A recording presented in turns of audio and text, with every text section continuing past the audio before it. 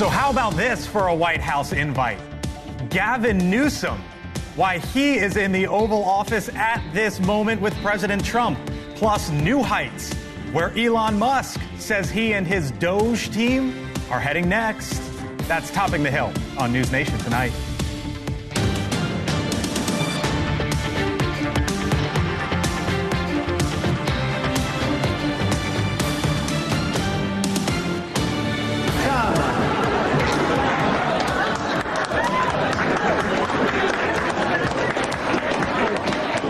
Secret Service is worried about them? All right, so in front of the cameras, surrounded by kids and women athletes, the president signing an executive order, making a statement which he amplified down the home stretch of his second win, vowing if transgender athletes compete in women's sports, federal funding will be on the line. And behind closed doors today, two of the biggest power players in all of politics sitting down with the president. The Republican from Texas, Governor Greg Abbott, with President Trump in the Oval Office as the administration ramps up its battles against the cartels. Texas built 2 military bases that can house 2,000 soldiers in one base, 400 soldiers in another base.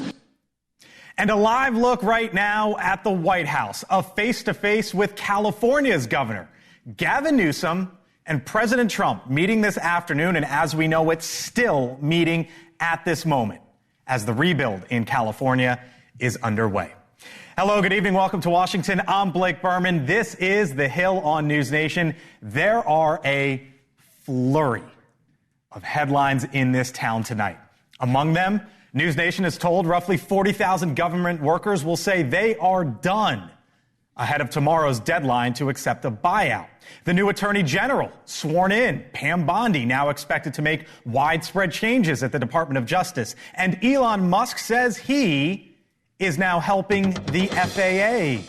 Our Joe Khalil on the growing Democratic discontent with Musk. Libby Dean on that campaign promise taking center stage today. But first to our Robert Sherman, live at the White House tonight. And Robert, as we understand it, that meeting with Gavin Newsom still ongoing.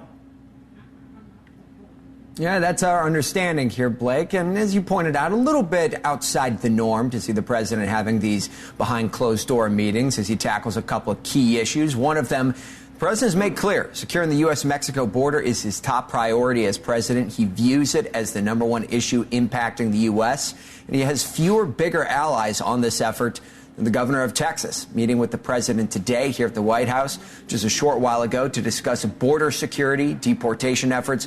The governor requesting reimbursements to the tune of $11 billion for the investments the state has made in securing the border. As the White House says they are laser focused on border security. Take a listen.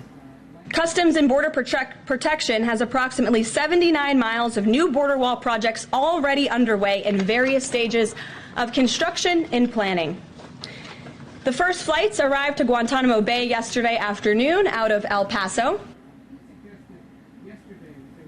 And then another key meeting with a major power broker today between the president and governor of California. The two, of course, have been at odds in the past, but meeting over a mutual desire to rebuild California from the wildfires that ravaged the southern part of the state. With today, the White House re-upping its desire to move emergency response from the federal back to the state level in hopes they can more quickly and efficiently respond to disasters. Blake? Our Robert Sherman live at the White House tonight. Robert, thank you. The president also signing an executive order banning transgender athletes from participating in women's sports, an issue that was at the center of his presidential campaign. Under the Trump administration, we will defend the proud tradition of female athletes, and we will not allow men to beat up, injure, and cheat our women and our girls. From now on, women's sports will be only for women. Our Washington correspondent, Libby Dean, here in studio with me at the White House all day today. Hello, Libby. Good to be in the warmth with you at the White House. Cold out there. So this is an executive order. The president's in charge of the federal government, so it's not like this is nationwide, but clearly making a statement here with Title IX and federal funding. Yeah, and this was one of those campaign trail promises. You know, I was sat through so many of those speeches, and he ended every single one of them by making this promise that he was going to ban transgender men from competing in women's sports. So today, that signing of the executive order was one of them. But you mentioned some of the things that are laid out in that executive order. One of them being now people are able to sue schools if they feel that they are violating Title IX. That is one of the big things that was in that promise. But also the way that this is now approached from the federal level is definitely saying something, given that we've seen states implement this in the past. You know, this kind of ban and trying to legislate it at a local state level. Now this is Trump stepping in at the federal level on what he'd like to see. All right, Libby Dean, in the warmth, not at the White House. You'll be back there tomorrow. Libby, thank you. Appreciate it. All right, just down the road from 1600 Pennsylvania Avenue, protests taking place outside the Capitol. Demonstrators opposing Elon Musk and the Department of Government Efficiency. 37 senators also raising concerns about the president, Musk, and keeping Congress on the sidelines.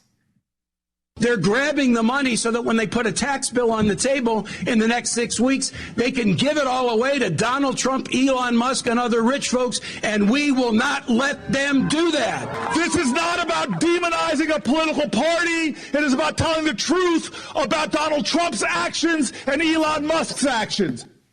Our Joe Khalil was outside reporting from those protests throughout the day, joins us live tonight inside the Capitol. Joe? Hey, Blake. So, look, on the ground there, I got the sense from those protesters, from Democratic voters, they felt like their elected officials were not going to bat, resisting, if you will, the incoming Trump administration. There was this sense that they were trying to find more common ground on things like D.O.G.E.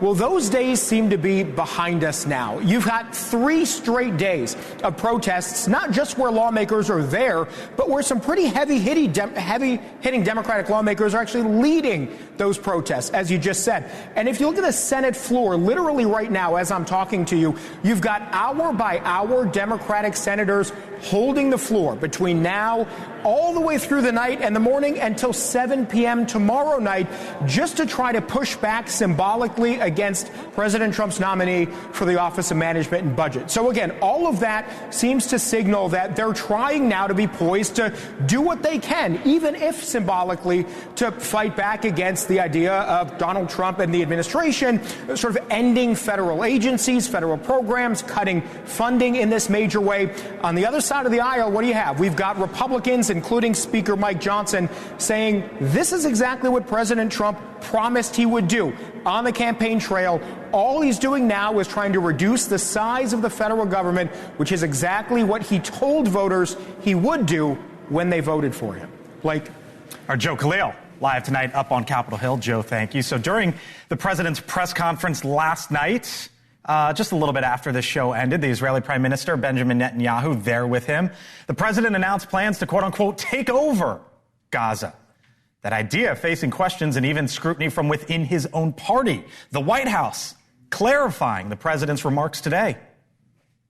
The president is committed to eliminating Hamas and securing a lasting peace for the entire region. The historic proposal for the United States to take over Gaza, announced by President Trump last night, underscores this commitment.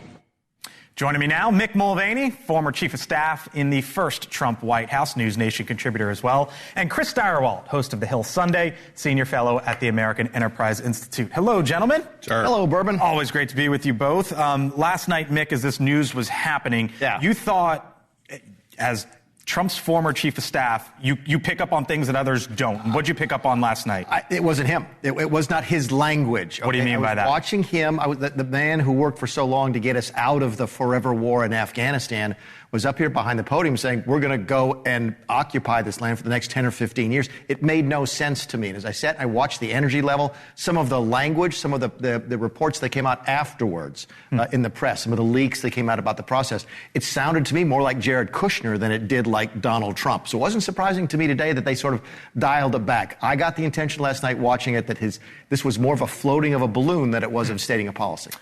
Chris, here in Washington, we're seeing the pushback from the Democratic Party on to Elon Musk. I don't think any of this is coincidental. There's some fresh polling out. Let me show you some of it. Elon Musk's role in the Trump administration, Quinnipiac University poll, only 39% of the country approves of it, including minus 17 with independents. There was a question here about how would Democrats sort of recover from the loss and what do they do next?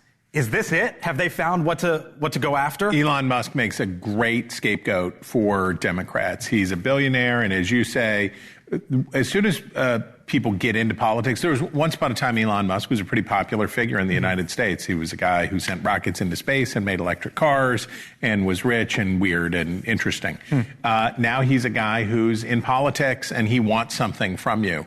And look, I think there's probably broad support for greater government efficiency. It's going to be messy. Right. And the thing I would say to Democrats in Congress is, you know, it would have been helpful if for the last 40 years, the previous 40 years, Congress hadn't been frittering away its power and giving the executive branch everything that it wanted because they would rather keep their jobs than do their jobs.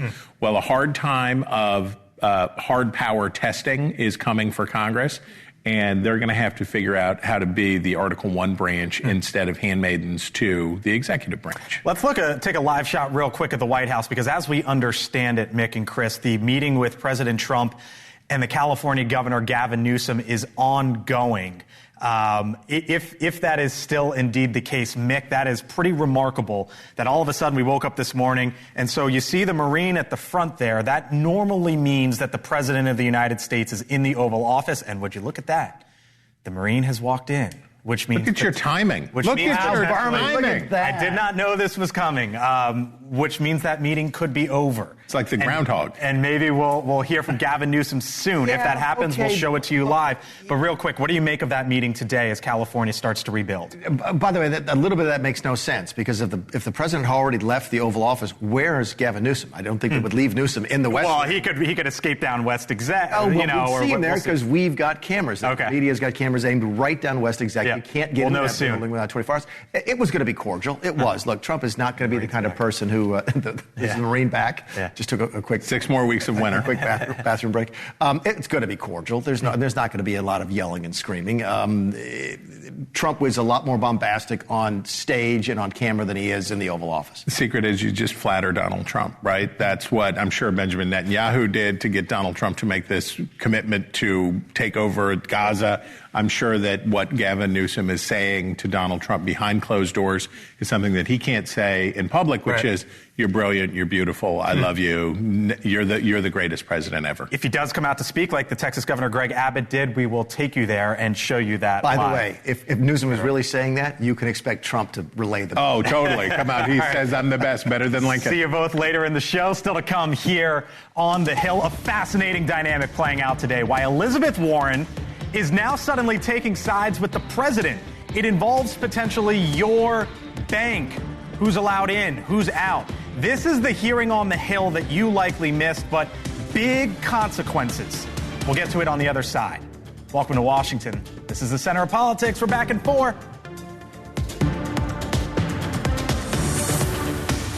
On to a real problem when it criticized Bank of America for its debanking practices. I wholeheartedly believe that debanking someone over their political ideology is un-American and goes against the core values that our nation was founded upon. All right, so did you happen to catch that?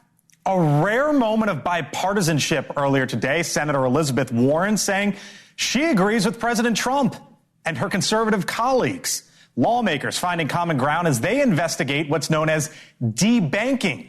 Some U.S. banks coming under major criticism for being accused of denying services to particular industries or political groups. The president most recently called out Bank of America's CEO during his virtual remarks at the World Economic Forum.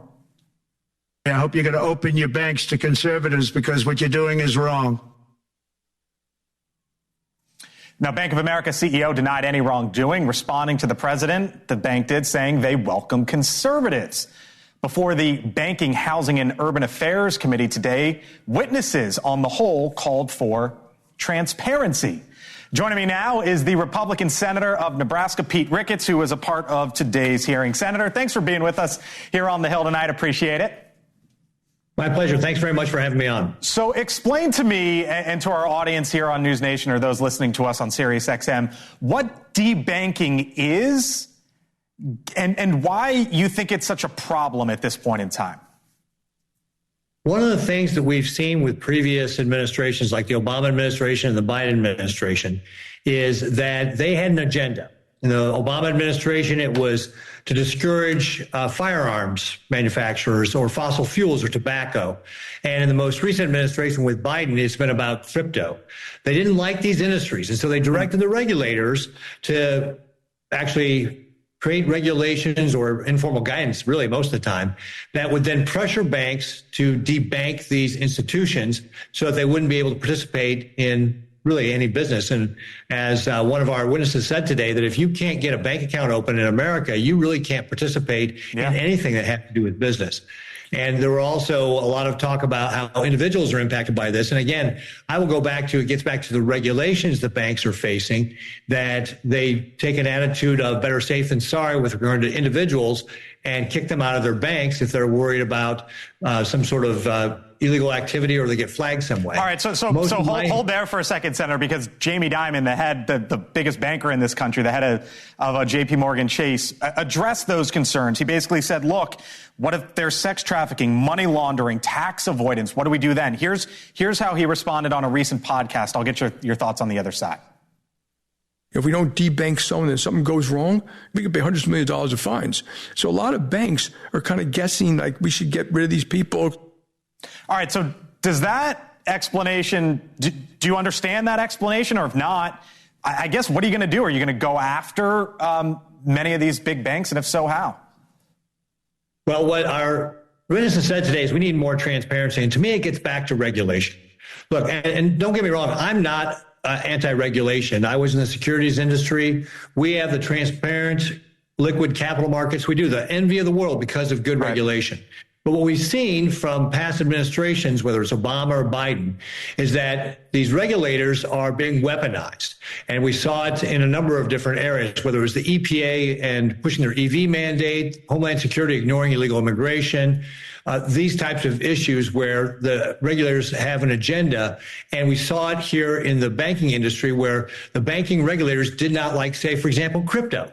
And so they started issuing informal guidance about how crypto was bad. And now these institutions like Anchorage Digital got kicked out of their bank, not because of money laundering or anything else that Jamie Dimon was talking about, but because the regulators didn't like that business. So what are you going to do? So what's the Senate going to do, or what do you think the Trump administration is going to do?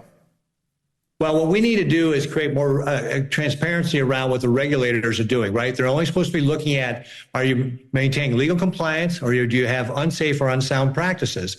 And when they start issuing this informal guidance, which is a way around the system, right? This is the way the regulators try to not be transparent with Congress or the public through these informal guidance that is actually pressuring banks to debank crypto companies, then we've got to end that practice by not allowing to issue that informal guidance and making sure that we've got a regular process for these regulations and the regulators are held accountable for doing the right thing. Senator, let me show you a headline that's in the Hill.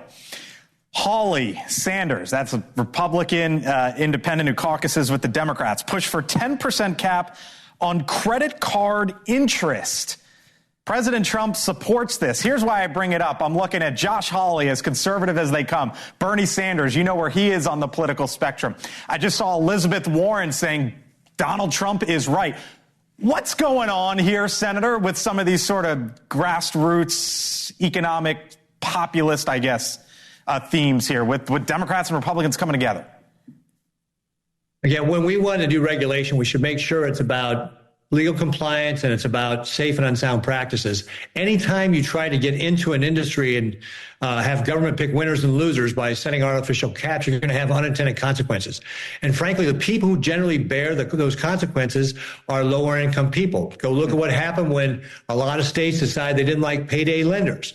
They went after those, and then a lot of folks who had no access to credit, didn't have a way to be able to replace that. And in some cases, that pushes them into a criminal element or an underground world, and that's not good for those folks. So we always have to be careful when we're thinking about regulation or setting new rules. What are going to be the unintended consequences? Because the market will adjust to that, and if companies can't, for example, make a profit on certain products because there's been artificial limits put on, they'll just stop those products. All right, we'll leave it there. Senator Pete Ricketts, Republican of Nebraska, a part of that hearing today here in Washington. Senator, thank you.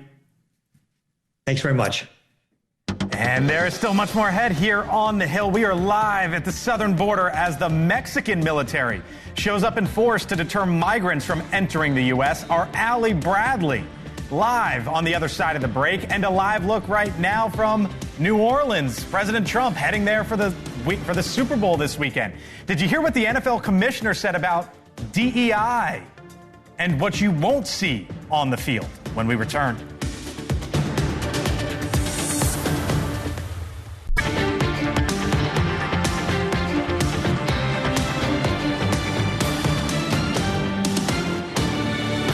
Just about 6:30 here in Washington, 4:30 right now in the state of Colorado, as immigration raids are now underway in the Denver metro area. The FBI and other D.O.G.E partners assisting immigration and customs enforcement. The president's border czar, Tom Homan, also saying that he is on the ground today overseeing operations. But nearly 900 miles south at the southern border, a different story there. 10,000 members of Mexico's military now arriving to help. Our Allie Bradley live once again from Eagle Pass, Texas, with what she's seeing there. Allie? Yeah, hey, Blake. So throughout the day today, we're going to start seeing those Mexican military soldiers materializing along the southern border. But where we're standing right now is kind of the epicenter of the problem for the last few years. And Mexico's right there, and we've seen no Mexican military on that side whatsoever today. Where these soldiers are showing up today so far is on the other side of San Diego and the other side of El Paso right now. But the president there, Claudia Sheinbaum, saying that she's actually pulling some resources to add to the already 32,000 Mexican soldiers that are at the northern and southern border in that state. But I also spent time at the southern border back in 2021 when she promised 10,000 troops down there, Blake, and I never saw those individuals there either. So we are going to be holding Mexico accountable here and expecting those troops to show up out here on our southern border, because if the cartel's going to exploit our border, this is one of those areas where we expect that to happen. So as this continues, this is in part because of those tariff threats from President Trump. Now, Mexico wants to stop the flow of fentanyl from coming into the United States as part of the agreement, but they also want to stop the guns from coming into their country from the United States. An interesting note there, Blake, a sheriff told me, when we see guns and money going out of the country, that means the cartel's transaction coming into the country was successful. Think about that. So the drugs and the people that they pushed across illegally are being paid for with these illegal guns that are going back out. So that's the reality right now. Again, we're not seeing any troops down here, but we do expect that, and you know I'll be watching for that and reporting on that when I see it, Blake. We know that indeed. Our Allie Bradley live at the southern border once again for us. Allie, thank you. So a senator takes a fall. The U.S. Attorney General is now sworn in. And what did Travis Kelce say about the commander-in-chief? Our Hannah Brandt has more with what's happening here on the Hill. Hello, Hannah. Hi, Blake. Yep. Lots happening here tonight. You got Republican Senator Mitch McConnell, who left the Capitol in a wheelchair after falling down on 2 separate occasions today. His spokeswoman does say he's fine, but these new incidents are escalating calls for him to step down before his term ends in 2027. In March of 2023, the senator fell at a hotel in D.C., suffering a concussion and a fractured rib. And in December of last year, he fell at a Republican luncheon where he sustained a minor cut and a sprained wrist. Also happening today, Pam Bondi was officially sworn in to be the next Attorney General of the United States. This comes after the Senate confirmed her pretty much along party lines last night, with the lone exception of Pennsylvania Democratic Senator John Fetterman, who voted in favor of Bondi. After a quick celebration today with President Trump in the Oval Office, the new AG got to work, directing the D.O.G.E to pause all federal funding for sanctuary cities that are harboring undocumented immigrants. Meanwhile, down in the Bayou, preparations are underway for Super Bowl Sunday in New Orleans. President Trump will be there, And when asked about Trump's appearance today, Kansas City tight end Travis Kelce said, "It's a great honor, no matter who the president is." And that's everything happening on the Hill, Blake. It's kind of wild. This will be the first presidential visit ever to the Super Bowl. We've been doing this thing as a country for nearly 6 decades, the Super Bowl. You'd think the president would have been there at some point in time, but Donald Trump's going to be the first. Yeah, hard to imagine. And both teams have kind of an interesting relationship with President Trump, to say the least. You'll remember when he invited the Eagles to the Super Bowl when they won before. Yep. Only a few of them wanted to come, and then he canceled the visit. The Chiefs were also invited after they won, but their visit was canceled because of the coronavirus. Right. So who knows what will happen this time around and who gets invited and who actually shows up. See what happens. We'll see who shows up, and we'll see the president there on Sunday. That's Hannah, right. Thank you. Appreciate it. All right, so the National Football League, by the way, plans to continue embracing diversity as the Trump administration and companies all across the U.S. dismantle diversity, equity, and inclusion, otherwise known as DEI. There are no quotas in our system. This is about opening that funnel and bringing the best talent into the NFL. We also believe that we're doing the right thing for the NFL, and it's our policies are consistent with the current administration as well as the last administration. That, of course, Roger Goodell, the commissioner of the National Football League. Now, despite the league's stance, there are major changes ahead of this year's Super Bowl. The NFL will be removing its "End Racism" message on the field's end zone. It will be replaced with the phrase "Choose Love." The song "Lift Every Voice and Sing" will also be performed. It is also known as the Black National Anthem. Joining me now is the Republican congressman from the state of Utah, Burgess Owens. If you're wondering why we're having the congressman on tonight, first off, he's been on the Hill before. We always love to talk to him. He is also the only member of Congress ever to say, you know what, I'm a congressman and I've got a Super Bowl ring. You can see some of the images there. Congressman Owens, thanks for being with us tonight here on the Hill. Thank you, Blake. Looking forward to chatting with you, my friend. Yep. So Roger Goodell seems to be walking a little bit of a line here. We've seen the president's stance on DEI. You just heard from Roger Goodell there in his annual press conference the week of the Super Bowl. What'd you make of what he said, and what's the line here that you think he's trying to walk?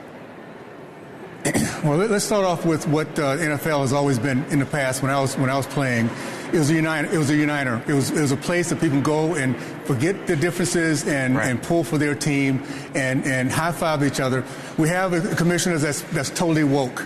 There's a reason why I haven't watched an NFL game for 6 years. It's because what they did back then of kneeling when the flag was flying. So he's trying to walk the line. I'll say this: if he really believes what he's saying, why don't he demand that his teams use DEI when it comes to players on the field?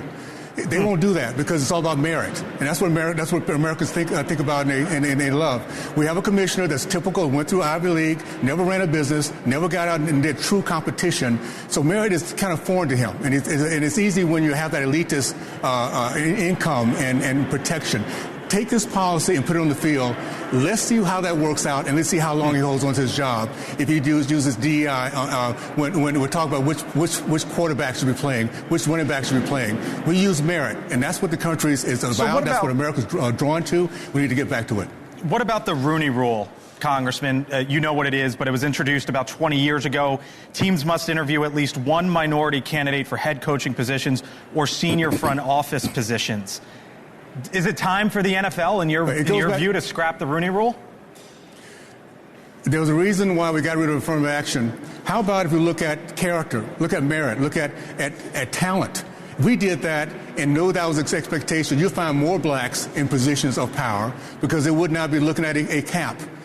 We have to get past this judging of people from outside in instead of inside out. That's when I grew up in the South in the 60s. We're so far past that, and it's people like Goodell that keeps it thriving, keep it running in those sweet seats, that they don't have to pay the price for. So thank goodness Americans now, we realize we're past this. DI will no longer be taught in anything. It's about how well can you perform, think, and compete, and those who are doing the very best will get the job. And that's what it should be, not only on the field, but also in the offices. Do you believe, though, that the Rooney Rule has worked because there were only 3 black head coaches when it was put into place in 2003, and now there are 9 minority head coaches, the highest ever in the NFL? Well, I look at it this way. If we were looking at talent, way back when, instead of affirmative action, we might even have more black coaches. Because at the end of the day, the coaches will be deciding, going through the process, not based on their skin color, not based on how many do we need to show that we are really not racist. They'll be getting the very best talent. And I believe personally, we have so much good talent out there that we took away the exterior process, then we can have much more talented people on the field, in these offices where it really does count. Okay. By the way, I believe that Roger Goodell was not an Ivy League graduate, graduated from a different university, but I hear your point. Let me leave you with this, Congressman. Okay, can I make this one? Can I make this one point? Sure. When I came to the NFL in 1973. Blacks were not allowed in any leadership positions. Center, linebacker, quarterback. Guess what happened when all of a sudden they started looking at what's the best talent for us to win? There's no limitation. We don't even count the numbers anymore. The best talent will get there because the team wants to win. We have to get back to that ideology and get away from this breaking down our society based on our race, our skin color. We got to get away from that. I hear your point. Let me leave you with this, Congressman. As you just heard me talking with Hannah, Super Bowl has been played for nearly 6 decades. The commander-in-chief has never been. President Trump had 4 shots to go in the first administration. He didn't. Now, right out the gate, in this one, he is. Why do you think he is? What statement do you think he's trying to make? First of all, he's one that loves our country. He's one that actually relates to us in so many ways. I'm not shocked at all that he's there. I'm surprised that more presidents did not show up. But this president is quite different. He's about we the people. He wants to be around the people. If you look at how he performs, he loves interacting with people. So not surprising. That's what gives him this energy. You think about somebody who doesn't sleep very much between golf and getting around people. I think that's what the secret weapon is for him. Congressman, give me a name, Trump or Swift. Who do we see on camera more on Sunday? Trump. All right, we'll leave it there. All right, Congressman Burgess Owens. We'll see if it happens. Republican from Utah and a Super Bowl champ. Pretty cool. Congressman, thank you, sir. Appreciate it. Thanks so much. Appreciate it. You got it. All right, live look right now there in the Capitol, where Democrats want to take on D.O.G.E, accusing the agency of a hostile takeover. But did you see how they are making their case? Plus, so much focus on the White House, rightfully so, obviously, right? But I'll explain why there is a big battle brewing elsewhere right now. And Republicans are going to be the ones to have to figure it out.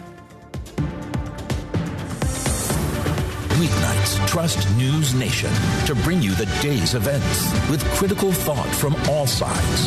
Analysis that's tough but fair. In search of the truth. The new primetime on NewsNation next Monday starting at 7 Eastern. It's unacceptable, the comments that have been made by these Democrat leaders, and frankly, they don't even know what they're talking about. Because President Trump was elected with a mandate from the American people to make this government more efficient. All right, so at the White House, the press secretary this afternoon slamming the anti-Trump, anti-Elon Musk protests that have been happening here in our nation's capital and spots across the country as well. Democratic lawmakers among those rallying against the administration and the Department of Government Efficiency trying to cut federal costs, including USAID. We are going to fight this fight.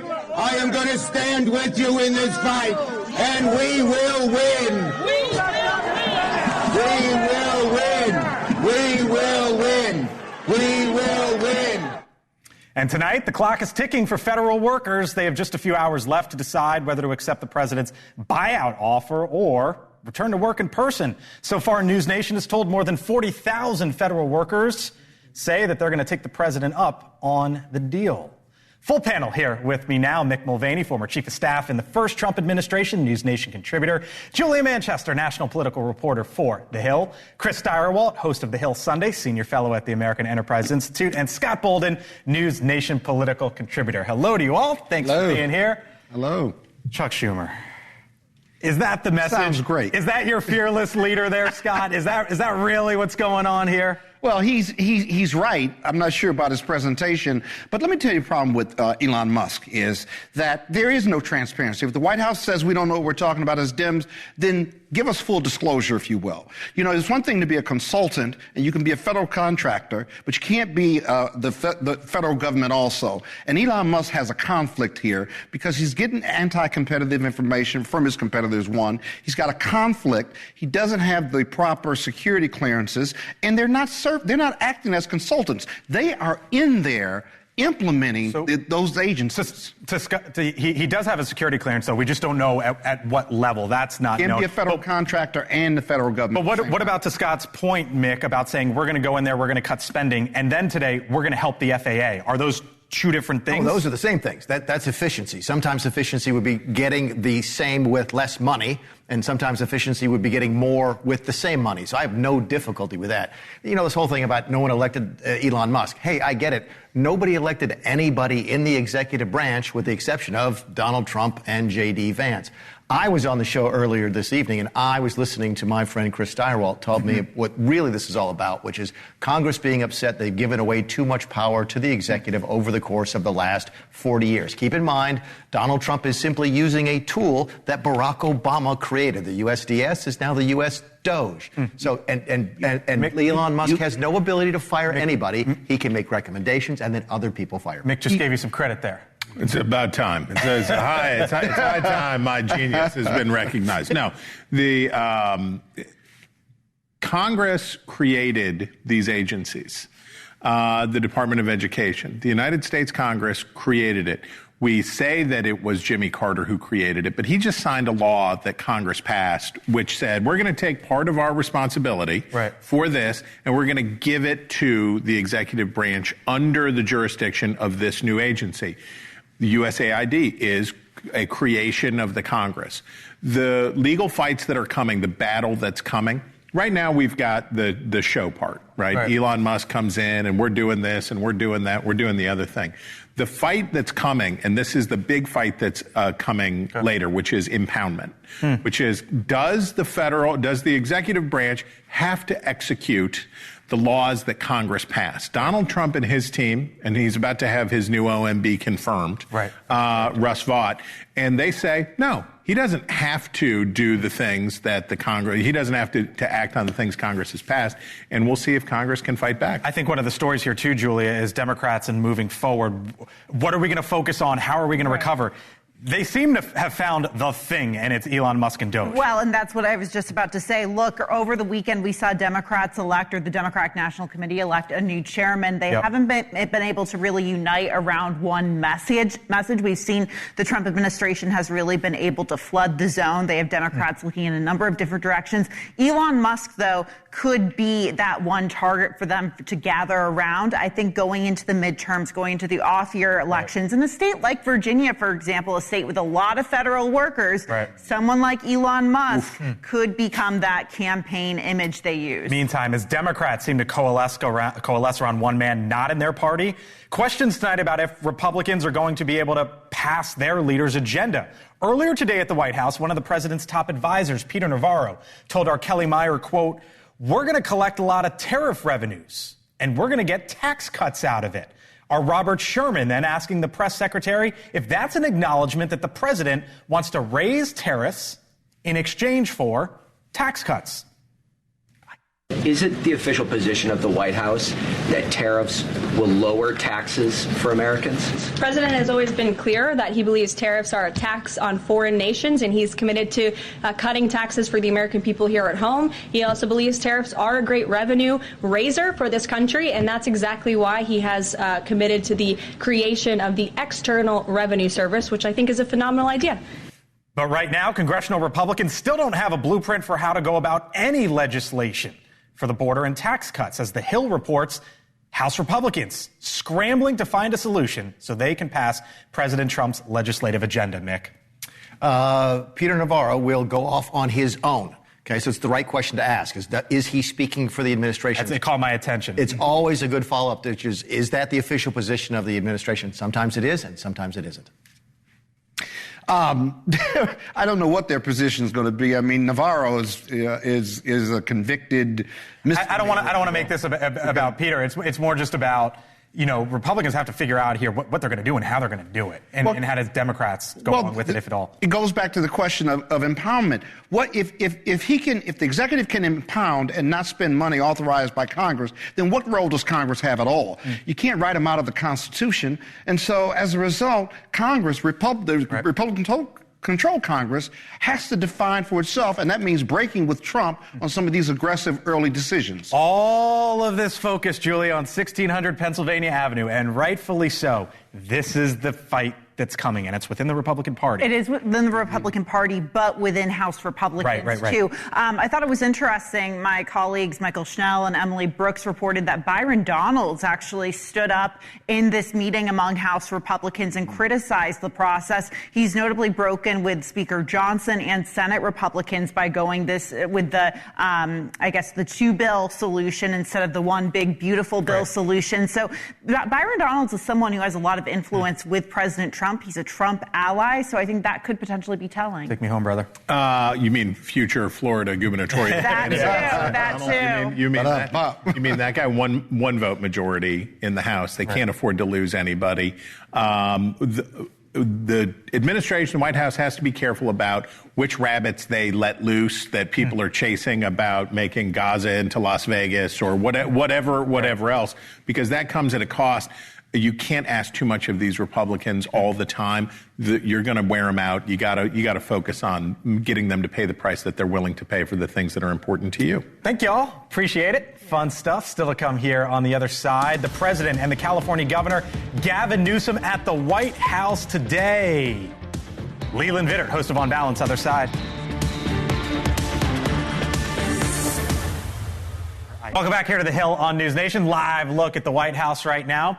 President Trump and the California governor, Gavin Newsom, wrapped up their meeting about a half an hour or so ago.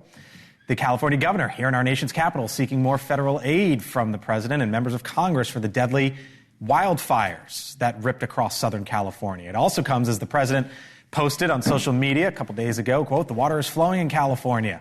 These once empty half pipes are now brimming with beautiful, clean water and heading to farers throughout the state and to Los Angeles."